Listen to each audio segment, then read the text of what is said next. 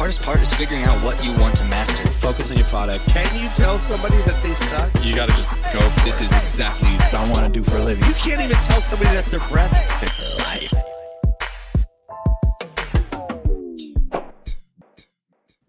All right, hello everyone, and welcome to the first ever attempt at doing my podcast live. So hopefully this goes as well as it did in my head. For those of you who don't know, my podcast is called Short Story Long. I started it about 2 years ago.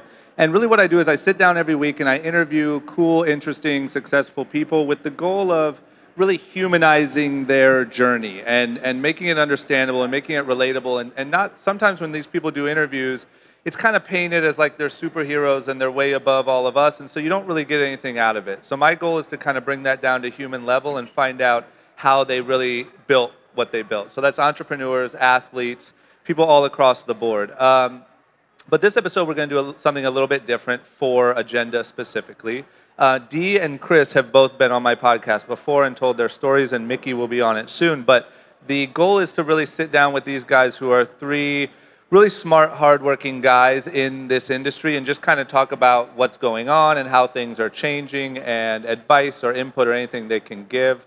I wanted to kind of pick their brains publicly and let everyone join in on that as well. So let's start with a quick intro from each of you. Just tell me who you are, kind of what your business is, how you got where you are, and just get acquainted with the crowd here.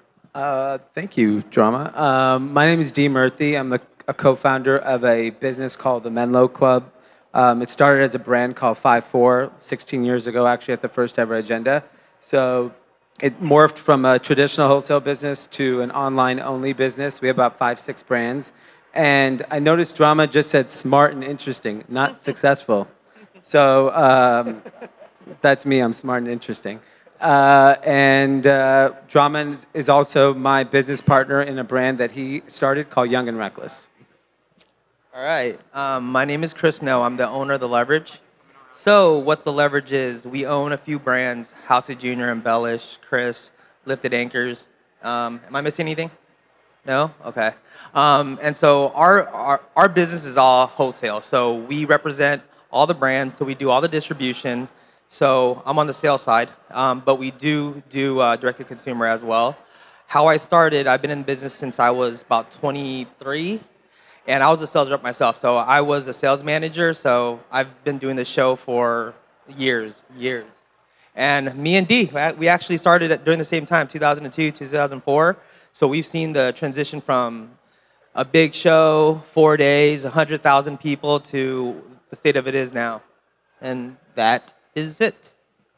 Dope. I'm Miki Guerra. I'm the owner and CEO of the Magnolia Park. AKA the Mag Park. We've been in business now 2.5 years, and in a tough retail world, we're now just opened our 5th location. We're basically a resale consignment store, but we're, I think, one of the first to introduce a hybrid of having traditional accounts like Chris's brands and also reselling other brands like Supreme. That would be the most popular, as well as the most hype footwear. And how I got started is I DJ'd for 10 years and built a lot of energy and network around my name, and figured selling clothes was the next best thing, and that flopped into this. So, here we are. Great. Okay, so my first question, and Miki, I'm going to kind of start with you, and feel free, guys, to, if you have anything to add, chime in, question, you can talk between each other too. But my question is, one of the biggest, most obvious things that is happening right now and has been happening for a minute is the insane struggle with retail. A lot of these big businesses are filing bankruptcy. Some of them are closing doors. People that we thought would never close. They were a staple in the industry. My question is, as well as while that's happening, reselling is having this huge explosion. And it's something that I was never super familiar with. I've just been witnessing it from the outside in. So my question is, why, I guess, do you think that traditional retail is having such a hard time? And why do you think there's so much energy around this reselling market and that world? Because it's working really well for you guys. Yeah, I think at least in my opinion, I think it has a lot to do with, traditional orders or pre-books and everything going on happens so far from when it actually arrives, and your trends are more current than anything, right?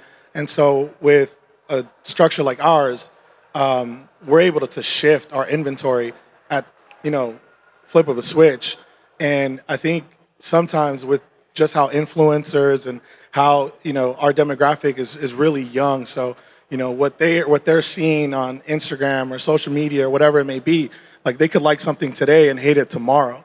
The market could shift of a price of a shoe, a shirt, or whatever could change literally in a heartbeat because of an app, And so I think now being able to adjust, it's hard for a brand to be committed to a style or design or maybe a hot colorway, right? Or whether it be track pants or whatever it may be, right? The trends are going to be hot when they're hot, and if it shifts, it's hard to keep up with all that back inventory you have, and now you're stuck with this, hard goods. What about the future of, do you think Mag Park could have 500 stores across the country?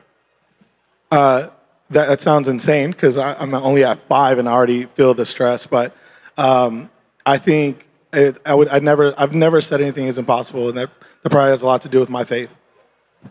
What about, do you think like seeing retail change, when will like a Nike or Adidas allow reselling and the selling of their product to happen in the same spot? I mean, that's up to them.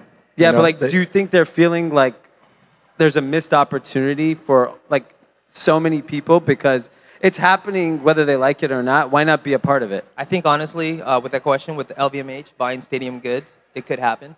I could see Stadium Goods being one of the first people to have the resale and also have a Nike account, an Adidas account.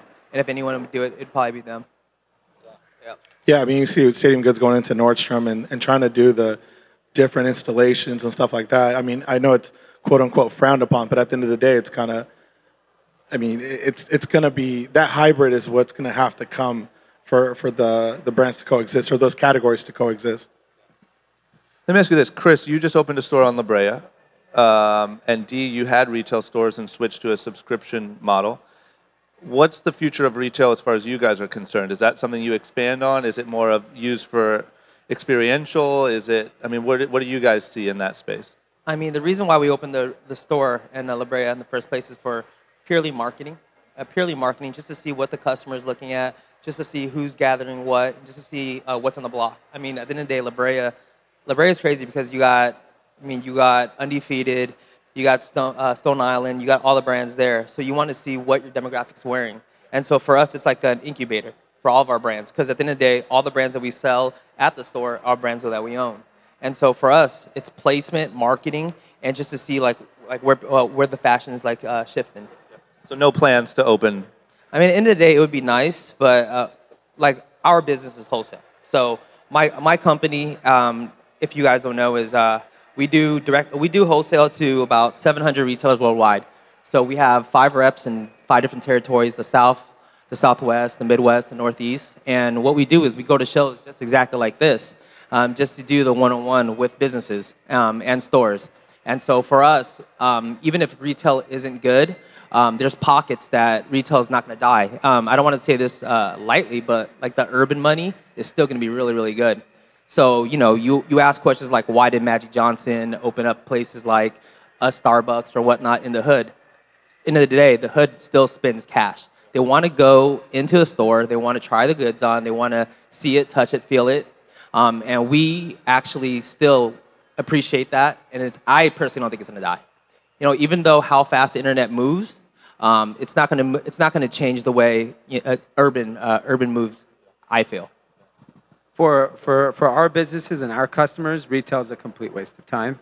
Our guy is just not into going to any store. So our customer average age is like 30 years old.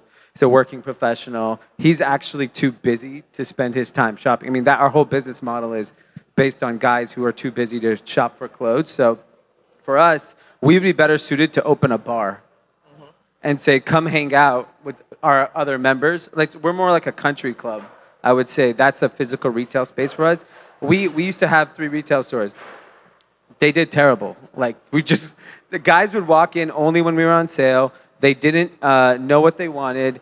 And they would be like, all right, I need 3 outfits. We could have, this is when we realized, oh, we can send them whatever we want. And then that's what we did. We started curating packages for guys that we thought would fit them. So our particular customer is probably, our guy wants his Uber on demand, he's Postmating, everything is a click of a button, so shopping makes sense that it's also a click of a button. Yeah, and it's funny because the same guy that shops with us is the dude that will be on a Friday night. We'll get there, pick out a fit for the club. He doesn't give a fuck what it is. He just wants the top to match the bottom, match the shoes, and then he drives to the club. And he drives the club. Drunk So what you're as saying shit. is your customer is driving drunk. Yes. I'm messing, no. But yeah.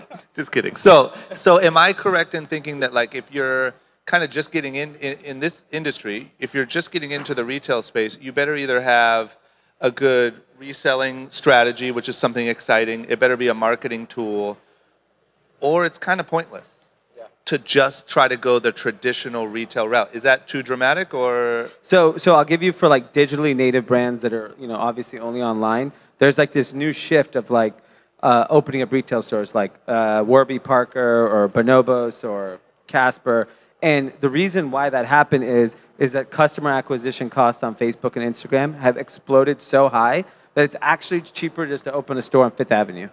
Because it's so expensive digitally to acquire traffic. So they did the math and said, oh, we can just open a store on Melrose Place, which is the most expensive rent in LA, but it doesn't matter because it's cheaper than Facebook. So as long as there's people walking by, we can justify the economics in our head.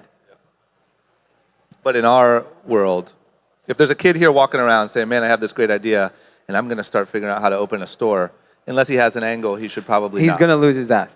Yeah. You guys agree? I agree. I wouldn't do it. Great. That's what we're here for, man. We're trying to give answers. I mean, for good comparison, what you were talking about Fifth Avenue. I mean, we just opened our 5th location. It's in Las Vegas, and it's inside a Miracle Mile, which the head count on a weekday is 72,000 people. On a weekend, it's 120,000 people, and by far, it's like it's arguably 3 to 4 times higher than my highest rent in California, and it just speaks volume because it doesn't even have a website, and it grosses more than our website and another store, if you will, to compare the type of volume that we do there. Interesting. Okay, what about also, Dee, you kind of mentioned it, but like the shift in marketing strategy. I mean, I remember when we started even Young and Reckless 10 years ago, it was a totally different strategy where now it's much more based around Facebook ads and targeting and building a social following and bringing people to your e-com site. Do you think that just continues? I guess my similar question is, do you think that if you're a new person starting a brand, do you think you need to start learning how to use Google targeting, Facebook targeting, all that stuff right now because that is the new way, or is it a moment? So you need to have that skill set because that's like baseline to acquire a customer, so it's super important. But the real challenge is, so like the joke for me on digital marketing is that anybody can scale their business to a few $1 million digitally. It's a growth hack. It's if you're good at math, if a customer costs 10 and you sell it for 30 and your gross margin is 50%, you made a couple bucks, right? Unfortunately, it doesn't scale well. Like at the peak of our spending on Facebook and Instagram, we were spending like $1.5 million a month. And we were doing it extremely efficiently and we were making a lot of money. But it got too expensive. So then we had to shift the strategy because unfortunately, if it doesn't scale efficiently, we can't do it anymore. And I think that's what we realized the really hard way is that it only works to a certain level. And then you have to shift the strategy. And that's what we're in that process right now. We're shifting the strategy. Do you see anyone that's doing that really well? Do you have any examples of anyone else who's maybe hit a ceiling in the same area and is doing a good job? Because to me, it feels kind of like that moment happened, everyone jumped in, now that's getting a little overcrowded and everyone's trying to figure out what to do next. Is that accurate or? Yeah, so like in the women's space, like Revolve does a really good job. Like they spend a lot of money on Facebook and Instagram as digital ads, but they went and built the influencer market. Like, we're obviously good friends with Michael, one of the founders, and like what they do on those trips actually sell clothes. It's retarded. I mean, if I could figure that out, like guys wanted to see 20 guys go to Ibiza for a week, I'd be doing that every week but unfortunately it doesn't work for guys. But it's unbelievable what they've done. Like, they've changed women's contemporary fashion forever. Because if you don't have those girls, you can't sell clothes. It's funny about the whole Revolve thing because my sister's, her name is Anna. She's the head of brand marketing there. And so I ask her all the time, I'm like, are you really getting paid to go on trips? Where are you going? You're getting paid to go with who? And I don't understand it. Her dad asks me all the time. She's like, do you know what Anna does? I'm like, I don't know, but it seems interesting. So it's like she's hanging out with like influencers with 1.1 to 3 million followers, and they're getting paid to party, hang out, eat for free, and they're selling clothes. And like Michael shared with us that the week leading up to Coachella is their biggest week of the year. No other retailer in America, their biggest is a first week of April. Nobody, like everyone else is Black Friday discounting. They're selling full price product the week before a music festival, and that's their biggest week of the year. That just shows that it actually works. Because everyone else's biggest week of the year is based around discounting. So would you say that the time of just getting good at Facebook marketing has already came and sort of passed before everyone even realized it came, and now it's about what's the next step? How can you be more creative? How can you really build a community and then target them on those platforms? Is that accurate? Yeah, I mean, I think there's a play to be a retargeting person. So retargeting is like a customer comes to your website and now you follow them all over the internet via Facebook ads and Google ads. And like if you ever come to our site, you'll literally get served ads till you become a customer. So that's still cost efficient, but prospecting a customer, like them discovering you for the first time using that on digital is just too expensive. It's like, unless you're venture backed, you have hundreds of millions of dollars. Like there's a men's product company called Hims. They're doing like hair growth, and they're spending millions upon millions on TV ads, hoping that will drive all their traffic. But they're flushed with cash to go and do that, and that's who you're competing against. Like we never raised that kind of money, so we have to do it efficiently. So it's not possible for us to compete. It's also about platform, like the hugest platform you think, because I work and funny thing is I work for BBB as well. So we do all the back end stuff for, LeVar and Co. That's amazing, by the way. Yeah, thank you. I'm a huge fan. Yeah, and the funny thing is like this. It's like, just off of Laker fans alone, do you know how much merchandise they sell? Just off of BBB and Laker colorways, it's like the fact that they know that they're the whole family, they have this audience, they have this platform of kids that love the Lakers, love Zoe, love LeVar, love Menlo. LeVar's the biggest star, period. Yeah. Period. If you ever got into a Laker game, you got a line longer for him to see him and get an autograph from LeVar than you do Zoe and the whole family combined, period. So them just using that platform, they could just move so much merch. And you guys been to Laker games. How much BBB do you see there now? I mean, everyone courtside is wearing BBB. Exactly. It's crazy. Exactly. And those kids are wearing the $1,000 sneaker, the Saint Laurent jacket, and a BBB shirt. And I made that. Yeah. So you're buying dinner.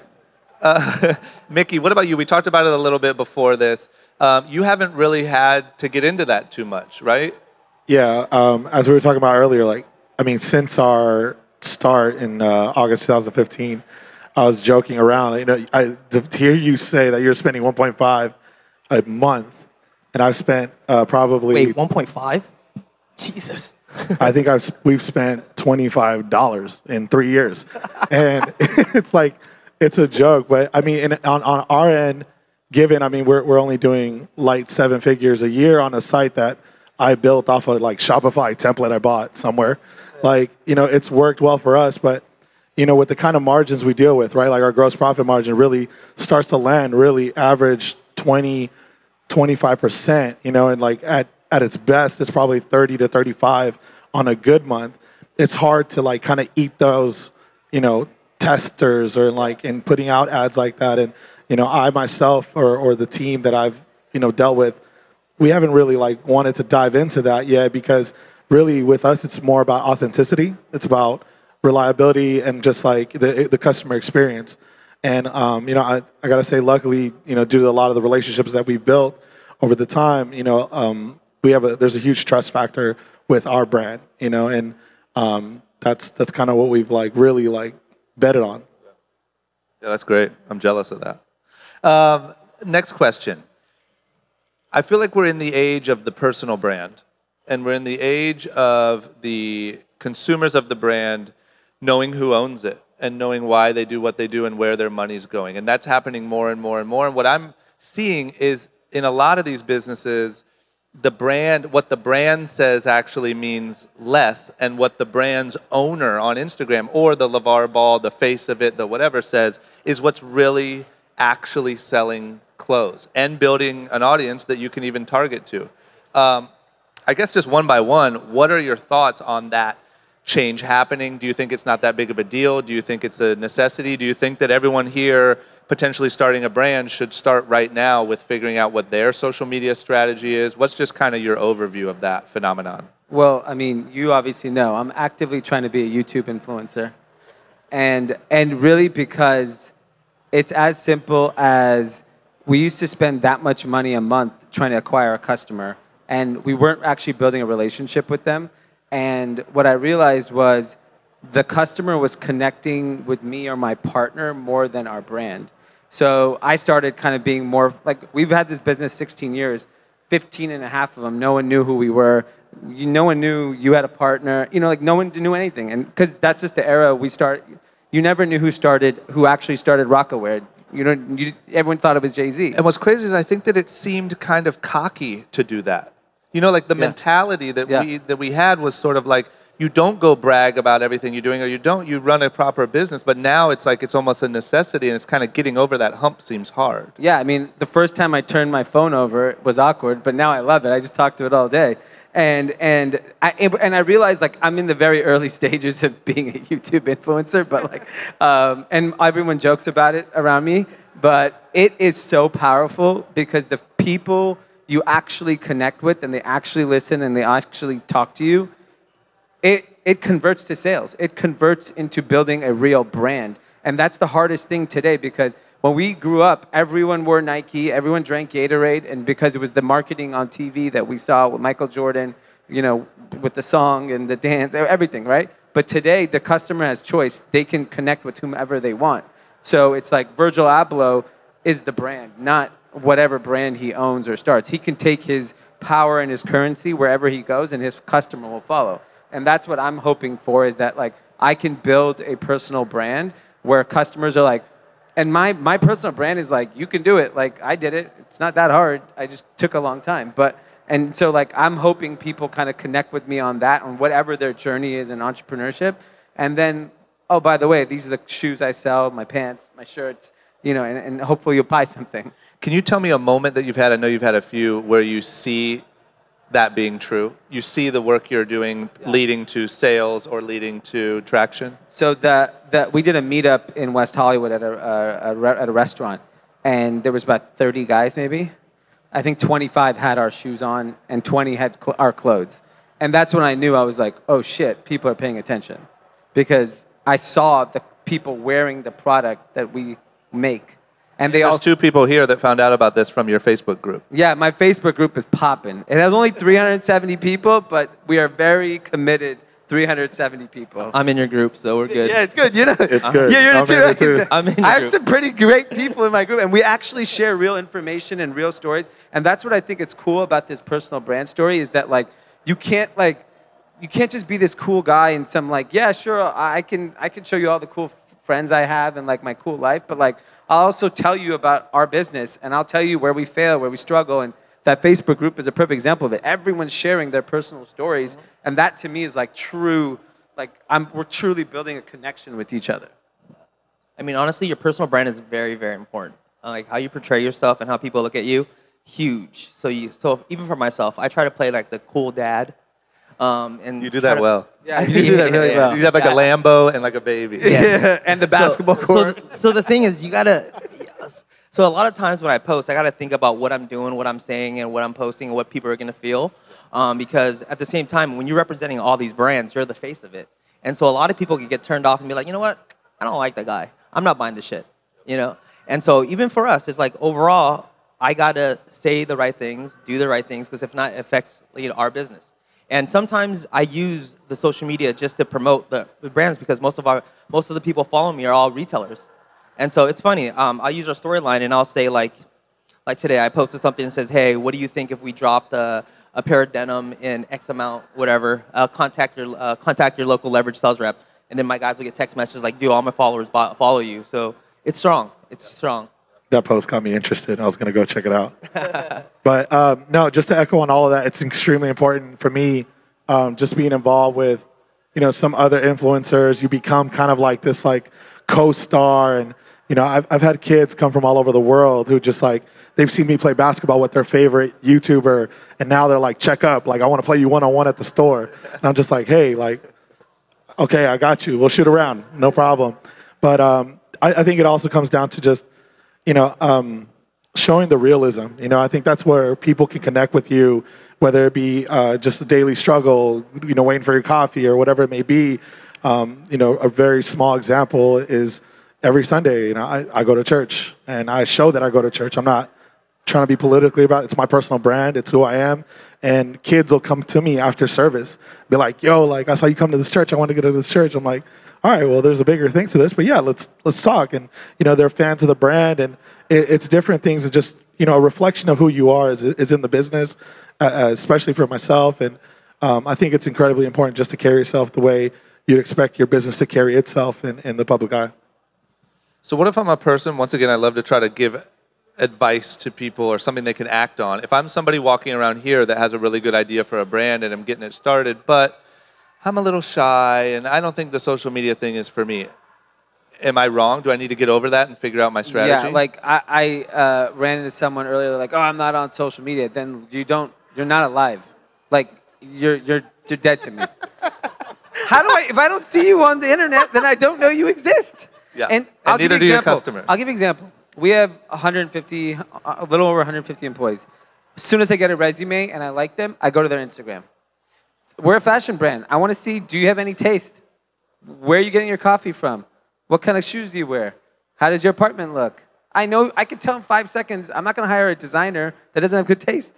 It's simple. It just is really annoying. What? Yeah. They could just have a really annoying story. Yeah. But I think like the personal brand, whether you're starting your own brand, you work somewhere, this is the new resume. So people, that's where they go to check who you are as a person. So if you want to be an intellectual, you want to be an artist, you want to be a painter, you want to be an auto mechanic, that's your social media should reflect that in some way. And if you're reckless with it, then you're going to have the consequences of that. Because like whatever you say on Twitter or Instagram, your future employer is going to look at it. I mean, we're an example of it. We always check. I always check their social media and be like, how far do you scroll? What? How far do you scroll down? Not long enough. But like, I just hired Chad, who's a videographer, and I was like, I wanted to see. I'm like, can this guy shoot a good video? And I went on all the YouTube pages, and and I was like, oh, he's actually really talented. Good job, Chad. But that's what he does for a living, so it has to reflect that. But I just think that like, we live in a world that like, that's where the customer anyone goes for anything to know about someone. You like someone, you go to their Instagram. Like when I meet people, they're just like, oh, hit me on Instagram. They don't even give me their phone number.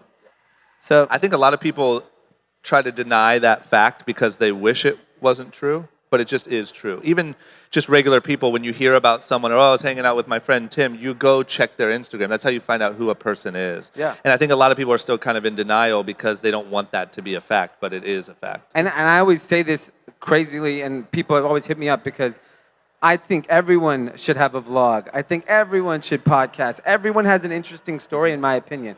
We were just at lunch just right now, and I was like, he was telling me like all our friends he's muting on Instagram, and I was like, wait, what? Yeah, mute. You can mute on Instagram. Yeah. So you didn't know that?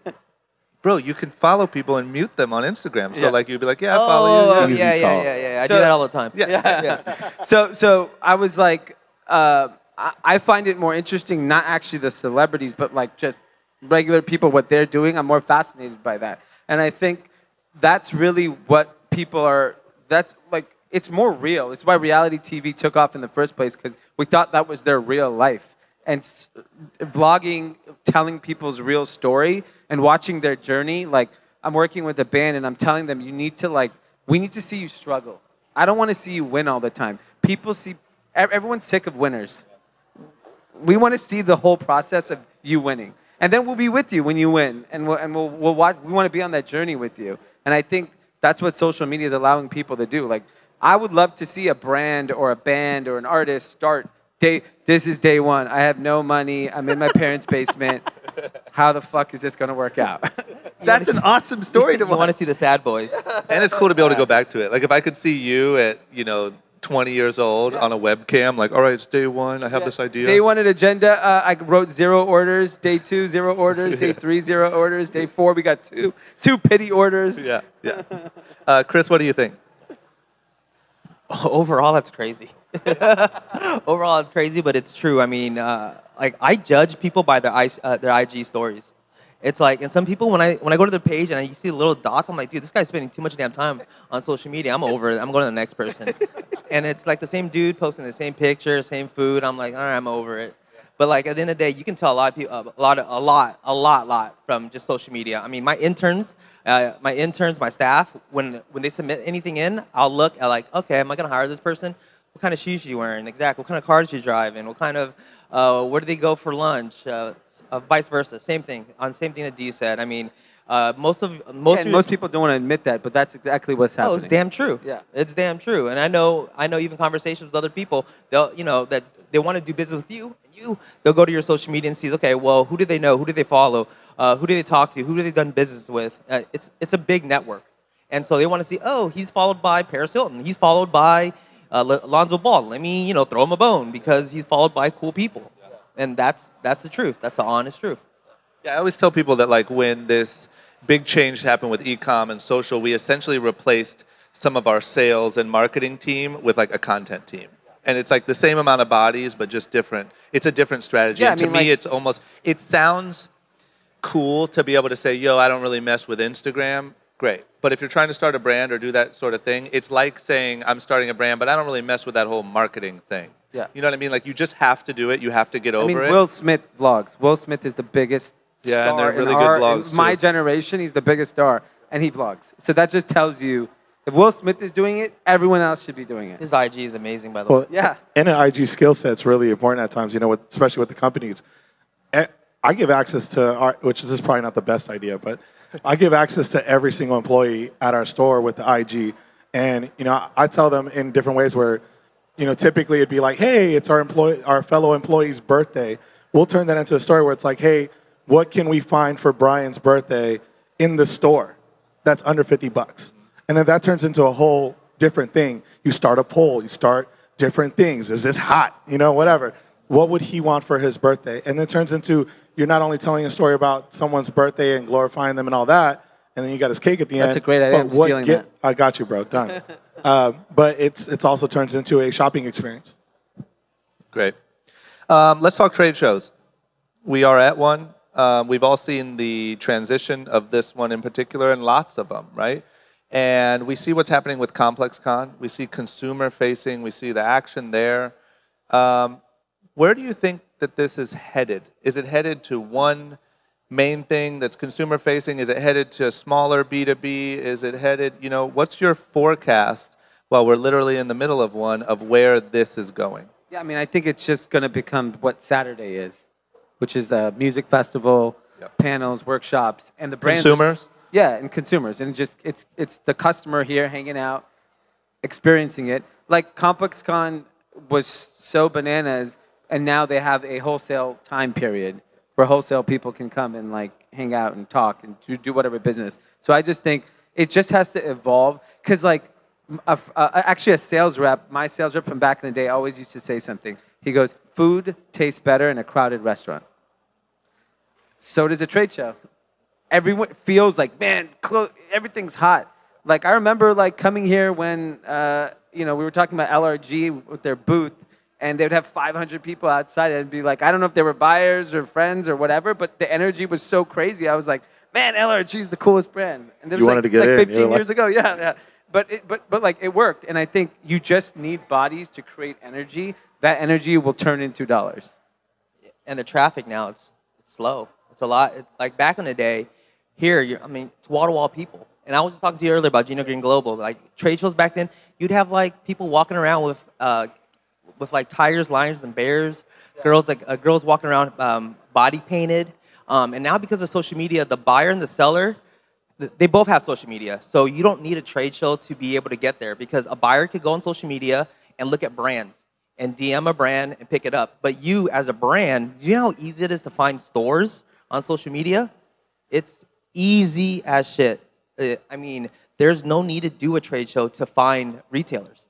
Like, go on social media, find stores, DM, call, do all that, and making a list is so much easier than spending however much money it is now to be at the show when the traffic, it's not there. It's just not. So you think the Complex Con sort of format is the one? The Complex Con format is amazing because it blends both wholesale and the consumer together, and at the same time, like you said, the more the merrier. Yeah, I just think you just need people. I haven't been around for the glory days. I'm not in this game long enough, but my experiences thus far, just as a buyer, I mean, they're cool. I think it's mostly about the handshakes and these moments and just saying what up to people that you don't see on social media, maybe. But yeah, it's definitely slowed down even in the last 4 years that I've been around. Perfect. Let's talk sort of big current event. The video that really shut down the fashion internet world over the weekend was Virgil's show for Louis Vuitton, and coming up and hugging Kanye West, and they had that moment of crying, and just the audience and the people that were there at those shows, and how Paris Fashion Week looked on social media. I mean, it has truly, rap culture, athlete culture has truly been integrated into high fashion. And I think 5 years ago, I would have never believed that was possible, or that's what was coming. And to see those guys truly owning it, and Kanye be the biggest thing, and Virgil be literally the biggest thing in fashion, I think is incredible, because it's all the stuff I'm a fan of, blending with, integrating into this world. What are just your general thoughts on really something that is such a huge moment and such a clear shift in normal in that world? What's Crazy is, so I actually was in Paris last week, not for Fashion Week, with my family, and we were walking the streets, we were hitting all the luxury stores. It was so damn busy. Everyone was buying $1,000 shoes. There was a line to pay, and it was like the who's who of the world buying full price product, which is a rare sight. And what I realized is that luxury brands are way more progressive. European luxury brands are more progressive than American brands. European luxury houses have embraced, like, Virgil is an American designer. Why the fuck didn't Gap pick him up? Like, what was the Gap doing? You need to breathe life into your customer. He's the king of American fashion at the moment. Why didn't you hire them? And I think it just shows you how progressive, because their businesses are so big and profitable. I think they have the ability to take a little more risk. But I just think that energy that Paris Fashion Week had, I don't buy clothes, but even my brother who doesn't buy clothes is rocking his Fendi jacket, looking at Balenciaga shoes, and I was like, this is actually working. He would never buy that, and he was like, I want the sock racers. And that just shows you the shift. Their marketing is so damn good that you're getting people that never would have reached and bought that product. I walked into those stores and I'm like, I want to spend money too. It just felt like the right thing to do. And I just think the brand marketing is so good from those brands, and the collaborations and the energy they're putting, and Virgil's social media and all those designers' social medias are incredible. But American brands don't do that. They're just stuck in their old ways and can't get their head out of their ass. That whole vibe in Paris Fashion Week is exactly like we say, the old days of magic. Yeah. And it's exactly how it was before. And the biggest thing about that is the fact that, Virgil has a chance when he started off as a graphic tee designer, with Pyrex and whatnot. It gives everybody else a hope, hey, my little brand could one day become a fashion house designer for somebody from LVMH or Kering or whatnot. Which is crazy. And the crazy thing is they're paying attention and they're watching. The fact that they bought Stadium Goods, yeah, and the fact that there's other designers that they're probably gonna end up acquiring. I'm gonna say this now. Jerry Lorenzo, Mike and Mary, they're gonna probably be an LVMH or Kering brand. I'm saying that now. Just mark my words. Yeah, I mean, I was at the restaurant where everyone hangs out in Paris, and they were rock stars. Those guys are legit rock stars, and they're the new designer is the rock star. And I think that is because of their social media. Obviously, all of them make great product, but they're so good on connecting with their customer. And I just think they're the best examples of what we're talking about, like how you market Personal the brands. brands. Yeah, 100%. personal brands. Like Mike Amiri, I don't want to put him on blast, but like he was telling me, he's like, I was like, man, you look really skinny. And he's like, Paris Fashion Week, I gotta look good, bro. Like he was like, he hadn't eaten a carb in 3 months. I mean, the moment was monumental, I think, bringing kind of two different worlds together, this designer high fashion world into this like essentially streetwear, this different world, and seeing it come together for us as a resale store or outlet, obviously one of the biggest collaborations for us ever being involved was the Supreme Louis Vuitton collab. And, it's crazy to me, even to this day, that there's a hoodie in our store for $7,000, that retailed for, I think, like $1,000 or something What like hoodie is that? The The Supreme Supreme Louis? Louis Vuitton all over print. Have you sold any? And we've sold 7 in like the last 3 months. I remember that And dropped. you know what I'm saying? Yeah. And like it's insane. And even now, like we already have like Louis Vuitton reps like in our like DMs, like, hey, so you want the off-white or what? Like, it's like, hey, chill. But it's just crazy to see these two worlds come together. And everyone who's already buying that type of product comes into a store like ours, and now they're getting introduced to other streetwear brands or shoes or whatever it may be, and it's affordable. So it's insane. And I mean, for us, it's going to change the game. Yeah, I also think, like, I always joked around that the same group of people are at all the same places around the world. Like, everyone's at Coachella, everyone's at Art Basel, everyone's at the Super Bowl, or... All the rich people. Okay. He's So, right. smart and interesting. They're also at now Paris Fashion Week. Everybody was in Paris. Like, it literally was everyone from LA that I know was just walking around Paris with champagne in their hand, enjoying life. And I was like, damn, this became, like, I have to come back now every year. Like, I feel like I'm missing out on something. And those other events I don't miss because I know you have to be there. Accurate. Okay, let me ask you the final thing to leave everyone with, because we're almost out of time. Once again, there's a lot of people here trying to get their things started and looking for input and looking for some direction. And you guys have all three succeeded on a really high level with very different approaches. If you could just give somebody here that's looking to do something similar to what you did some advice from everything that you know now, what would you tell that person? I hate saying this because it devalues the creative process, but the story is more important than the product. If you look at the best brands in the world, they're incredible storytellers. The product is also good, but that comes with time. When you're starting, you're not going to make the best product, but you can tell an incredible story. So focus on documenting the story and expressing that as opposed to making the best product. Because you could have the best product in the world. If no one knows about it, then it doesn't work. So me and Dee are on the opposite spectrums on this. And so for me, I would say it's distribution. Like, you can have a bad product, but if your distribution team's good, it doesn't matter. Like, I have brands that have less than 10,000 followers on social media, but we do about 7 figures a month in sales. And you never even heard of these brands. And at the same time, we don't care if you have, because our distribution is that big. So, I mean, there's 2 spectrums. You can either go direct-to-consumer route, or you could do the wholesale route, and that's what I chose. But like I'm saying, for all you guys out there, pick your side. Do you guys want to tell the story? The story's beautiful. At the end of the day, the story's beautiful. I'm a guy that loves the story too, but at the same time, if you want a big team and you want to be able to move units and make some big dollars, I would say the distribution route. I got to echo. I mean, I'll echo on Dee with the story and say, 2.5 years ago, I was managing one location with the dream of just being on a panel with these guys, and it came down to honestly a moment in time where, and it sounds so corny and cliche, but it's honestly discipline. Like, we all know the answers. The answers aren't hidden from us. You could drive to your podcast, you could drive to the group chat news, you could drive to whatever it is and listen to all these inspirational guys and get what sticks to you. Shout out to Kevion in the building. He definitely struck a nerve for me. And at the end of the day, it just comes down to being able to make the decision between right and wrong, or a decision between putting your phone down and not having it on you, and just focusing on I'm stealing that from you. that you got to just focus on what your goals are, because the more you bullshit, the longer it's going to take for you to get there.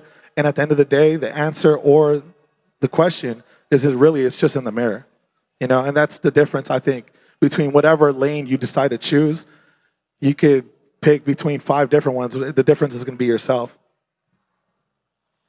And that, with 3 seconds left, is how you end Kobe. a live podcast. Balls life. Thank you, guys. I hope that helped. Thank you.